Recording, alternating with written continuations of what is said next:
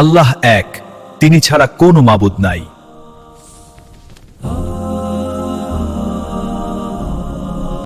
রমাদান মাসের মধ্যে একটা রাত আছে, যে রাতের নাম হচ্ছে লাইলাতুল কদর। আমি আশা করি আপনারা সবাই এই সূরাটা জানেন। বা'দা আউযু বিল্লাহি মিনাশ শাইতানির রাজীম, ইন্না আনজালনাহু ফি লাইলাতুল কদর।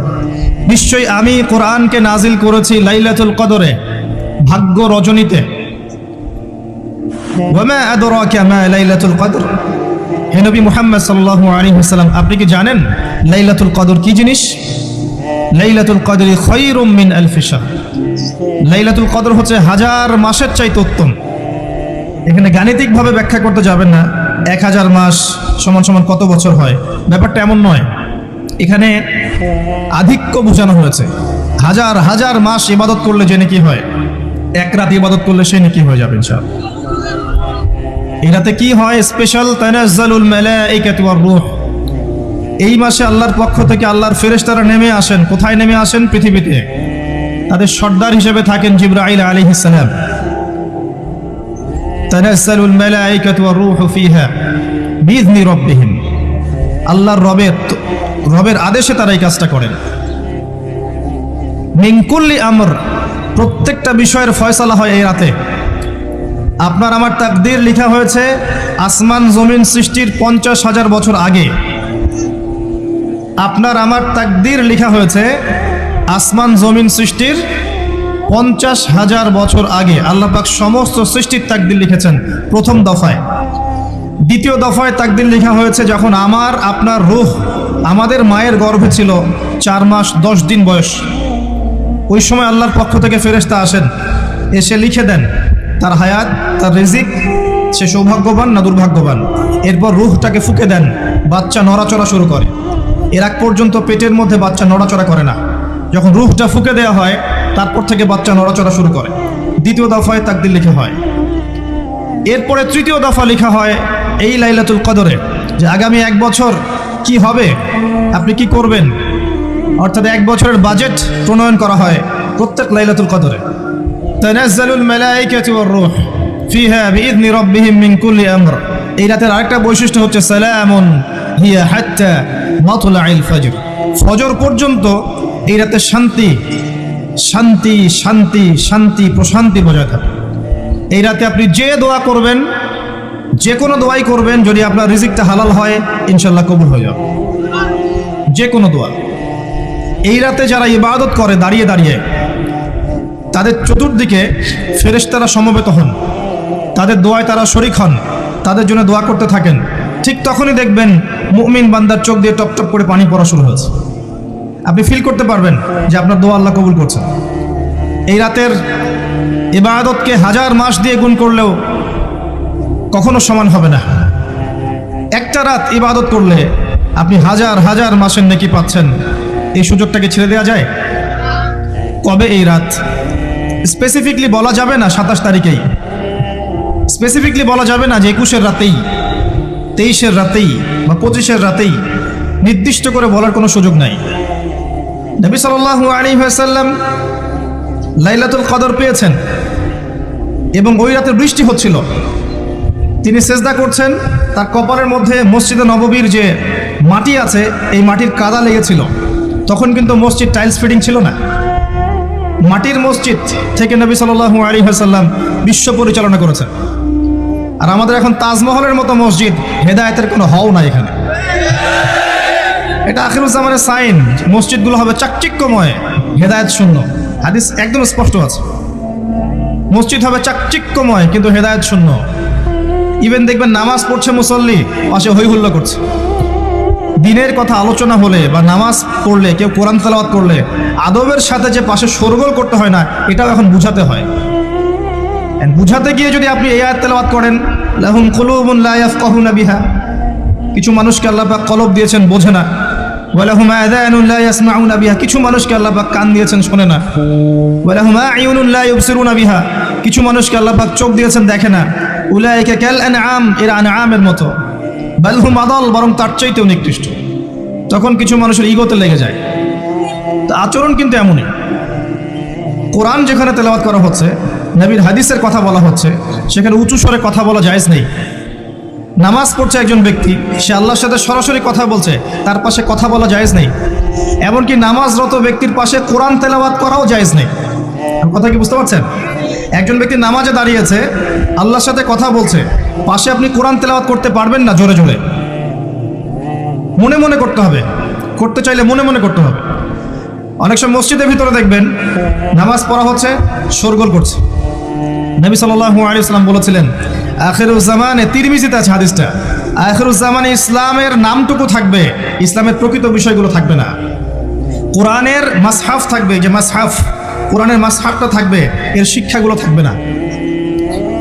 মসজিদগুলো হবে চাকচিক্যময়, কিন্তু মসজিদ হবে হেদায়েত শূন্য। আর চতুর্থ লাইনটা আরো ভয়ঙ্কর। 4 নম্বর লাইনে গিয়ে নবীজি বলেছেন সাল্লাল্লাহু আলাইহি ওয়াসাল্লাম, আসমানের নিচে জমিনের উপরে আল্লাহর সবচেয়ে নিকৃষ্ট সৃষ্টি হবেন এক শ্রেণীর আলেম, যাদের থেকে ফিতনা ছড়াবে এবং তাদের দিকেই ফিতনা ফিরে আসবে। তিরমিজির মধ্যে হাদিসটা আছে, যে কোনো আলেমকে জিজ্ঞাসা করে এটা কোন শ্রেণীর আলেম, এটা বোঝার জন্য আপনার পিএইচডি করার দরকার নাই। যারা দিনকে দুনিয়ার বিনিময়ে বিক্রি করেছে, তারাই সেই শ্রেণীর আলেম। যারা সত্য কথা বলতে ভয় পেয়েছে, তারাই সেই শ্রেণীর আলেম। যারা সত্যকে মিথ্যার সাথে মিশ্রিত করেছে, তারাই সেই শ্রেণীর আলেম। এবং যারা ইসলামের নামে উম্মাকে শতদা বিভক্ত করে দিয়েছে, এরাই সেই শ্রেণীর আলেম। নবী করিম সাল্লাল্লাহু আলাইহি ওয়াসাল্লাম বলেছেন, লাইলাতুল কদর আমি পেয়েছি, কপালে কাদামাটি ছিল, বৃষ্টি হচ্ছিল, তার মানে ওই রাতে বৃষ্টি হতে পারে, ওই রাতে বৃষ্টি হতে পারে। লাইলাতুল কদরের আলামত, রাতের বেলা বৃষ্টি হতে পারে। বৃষ্টি হয়েছে, তিনি নামাজ পড়েছেন, কপালের মধ্যে কাদা লেগেছিল, তিনি বের হয়েছেন, সাহাবীদেরকে বলবেন কোন রাতটা লাইলাতুল কদর, আজকের রাতটা লাইলাতুল কদর, এটা বলতে বের হয়েছেন। বের হয়ে দেখছেন দুজন মুসলিম আপোষে ঝগড়া করছে। লিসেন টু মি, দুজন মুসলিম আপোষে ঝগড়া করছে। আমরা বলি না যে মুসলিমদের মাঝে ইখতিলাফগুলো রহমত, আমরা বলি না? দুজন মুসলিম আপোষে ঝগড়া করছে, এই কাজটার কারণে আল্লাহ রাব্বুল আলামিন নবী সাল্লাল্লাহু আলাইহি ওয়াসাল্লামের হৃদয় থেকে এই কথাটাকে তুলে নিলেন। তিনি আর বললেন না এক্স্যাক্টলি কোন রাতে লাইলাতুল কদর ছিল, তিনি বলতেই বেরিয়েছিলেন যে কোন রাতে লাইলাতুল কদর ছিল। আমাদের ইখতিলাফের কারণে আমরা সেই নির্দিষ্ট রাতটাকে হারিয়ে ফেলেছি। তবে এর মধ্যেই খায়ের আছে, এর মধ্যেই কল্যাণ আছে। আরবিতে একটা প্রবাদ আছে, কুল্লু শার ইউজাদু ফিহিল খায়র, প্রত্যেকটা অকল্যাণের পিছনেই কোনো না কোনো কল্যাণ আছে। নির্দিষ্ট করে বলে দিলে আমরা বাকি রাতগুলো জাগতাম না। নবী সাল্লাল্লাহু আলাইহি ওয়াসাল্লাম এখন বললেন যে আমাকে ভুলিয়ে দেওয়া হয়েছে কোন রাত, তোমাদের ঝগড়ার কারণে। অতএব তোমরা শেষ দশকের বিজোড় রাতগুলোকে তালাশ করো। শেষ দশকের বিজোড় রাত বলতে 21-এর রাত, 23-এর রাত, 25, 27, 29, এই 5টা রাতের যে কোনো একটা লাইলাতুল কদর। এই রাতে ইবাদত করলে এত নেকি হচ্ছে, কারণটা কি? রাত আর দিন কি ডিফারেন্ট কিছু? প্রত্যেক রাতেই কিন্তু আল্লাহ পাক প্রথম আসমানে নেমে আসেন, প্রত্যেক রাতে, শুধু শবে বরাতের রাতে নয়, শুধু নিসফে শাবানের রাতে নয়, কিন্তু প্রত্যেক রাতেই আল্লাহ পাক প্রথম আসমানে নেমে আসেন। তিনি কিভাবে নেমে আসেন এটা ব্যাখ্যা করার দরকার নেই আমাদের। আল্লাহ পাক বলেছেন নেমে আসি, বাস আসি। কারণ সবকিছু আমরা যুক্তি, বিজ্ঞান, দর্শন দিয়ে প্রমাণ করতে পারবো না। পারবো? সায়েন্সকে জিজ্ঞাসা করেন যে স্বপ্নের ব্যাখ্যা কি, ঘুম কাকে বলে, আত্মা কাকে বলে, আত্মা কঠিন না তরল না বায়বীয়, পারবে সায়েন্স ব্যাখ্যা করতে? কবরের আযাব কি, জিন জাতি কি, জিন জাতি কাকে বলে, জিন জাতি কেমন দেখতে, মালায়েকা কেমন, তারা কিভাবে কাজ করে, তাদের ফাংশন কি, তারা কি ব্যাখ্যা করতে পারবে? আমাদের একটা চেতনা তৈরি হয়েছে, সায়েন্স যা বলবে তাই সত্য। এই চেতনা পুরোপুরি সত্য নয়। কোরআন এবং সুন্নাহ, আল্লাহ এবং তার রাসূল যা বলবেন সেটাই চূড়ান্ত সত্য। এর বাইরে সত্য মিথ্যার চূড়ান্ত কোনো মানদণ্ড নাই।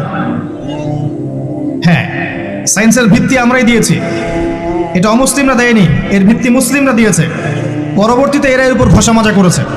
এখন সায়েন্টিফিক এবং টেকনোলজিক্যাল রেভলিউশন আসছে পশ্চিমা সভ্যতা থেকে।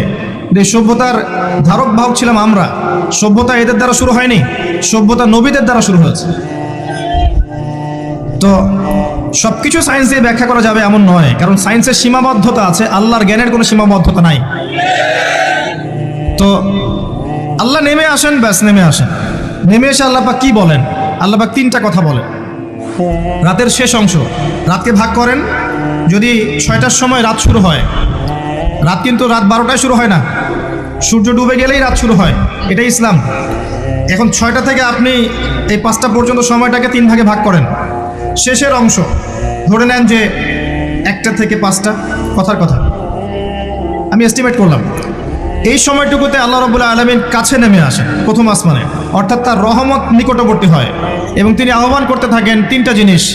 1, কে আছো আমার কাছে কিছু চাইবে, যা চাইবে আমি তাই দিব।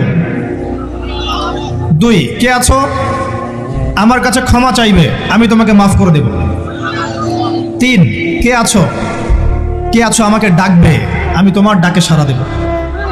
মানে এই সময় আপনি যা চাইবেন ইনশাআল্লাহ, আপনার আকীদায় যদি শিরক না থাকে, আমলে যদি বেদাত না থাকে এবং আপনার রিজিক যদি হালাল হয়, ইনশাআল্লাহ তাআলা আপনার দোয়া কবুল করা হবে। আল্লাহ পাক প্রত্যেক রাতেই নেমে আসেন। তাহলে লাইলাতুল কদরকে এত স্পেসিফিকলি ইম্পর্টেন্স দেওয়ার কারণ কি? একটাই কারণ, মনে রাখবেন, লাইলাতুল কদরকে মর্যাদামণ্ডিত করার এবং রমাদান মাসকে শ্রেষ্ঠ মাস মর্যাদামণ্ডিত করার একটা কারণ, only one reason behind it, সেটা হচ্ছে এই মাসে এবং এই রাতে আল কোরআন নাজিল হয়েছে। কথা কি বুঝতে পারছেন? কোরআন নাজিলের কারণেই এই মাসটা মহামান্বিত, কোরআন নাজিলের কারণেই এই রাতটা সম্মানিত। ইন্না আনজালনাহু ফি লাইলাতুল কদর। আসুন সামনে যাই। নবী করিম সাল্লাল্লাহু আলাইহি ওয়াসাল্লাম যখন এই জাহেলি যুগে বাস করছেন, এই লাইলাতুল কদরে রমাদান মাসে আল্লাহ পাক কোরআন নাজিল করলেন। কি জন্য নাজিল করলেন? কারণ এই সমাজটাকে পরিবর্তন করার জন্যে, সমাজের জাহিলিয়াতগুলোকে দূর করার জন্যে নবী করিম সাল্লাল্লাহু আলাইহি ওয়াসাল্লাম প্রচণ্ড ফিকির করতেন। কি করা যায়, কি করলে মানুষগুলো শিরক ছেড়ে দিবে, কি করলে সুদ বন্ধ হবে, কি করলে মাদক থেকে মানুষ দূরে থাকবে, কি করলে নারীর সম্মান বৃদ্ধি পাবে। তিনি ভাবতেন কিভাবে গোত্রীয় হানাহানি বন্ধ করা যায়, তিনি এগুলো ভাবতে থাকতেন। হেরা গুহায় বসে তিনি এগুলো ভাবতেন কি করা যায়। যুবক বয়সে তিনি হিলফুল ফুজুর তৈরি করেছেন এগুলো সমস্যা দূর করার জন্য, কিন্তু পরিপূর্ণরূপে সফল হয়েছেন বলতে পারি না আমরা, তখন ওহী আসেনি। এই ভাবতে ভাবতে ভাবতে ভাবতে একদিন এক রাতে তার কাছে আল্লাহর পক্ষ থেকে কোরআন নাজিল হলো। সূরা আলাকের প্রথম 5টা আয়াত, বিসমিল্লাহির রহমানির রহিম, ইকরা বিসমি রাব্বিকাল্লাযী খালাক। পড়ুন আপনার রবের নামে যিনি আপনাকে সৃষ্টি করেছেন। খালাকাল ইনসানা মিন আলাক, যিনি মানুষকে সৃষ্টি করেছেন জমাট বাঁধা রক্তপিণ্ড থেকে। আমরা সবাই জমাট বাঁধা রক্তপিণ্ড ছিলাম মায়ের পেটে। আজকে আমরা আল্লাহদ্রোহী হয়েছি, কিন্তু আমরা পেটের মধ্যে এতটুকু জমাট বাঁধা রক্তপিণ্ড ছিলাম। সূরা ইয়াসিনের মধ্যে আল্লাহ পাক এই কথাটা বলেছেন, তোমাদেরকে তো নুতফা থেকে সৃষ্টি করেছি, ফাইদা হুয়া খসিমুম মুবিন, যখন সে বড় হয়েছে সুস্পষ্টভাবে আল্লাহর বিরুদ্ধাচরণ করছে। ঈদের যে শপিংটার কথা বলছি, এটা এই কারণে বলছি, লাস্টের দশকে আমরা ঈদের শপিংয়ে বেশি ব্যস্ত থাকি, এতে করে লাইলাতুল কদরটা আমরা হারিয়ে ফেলি।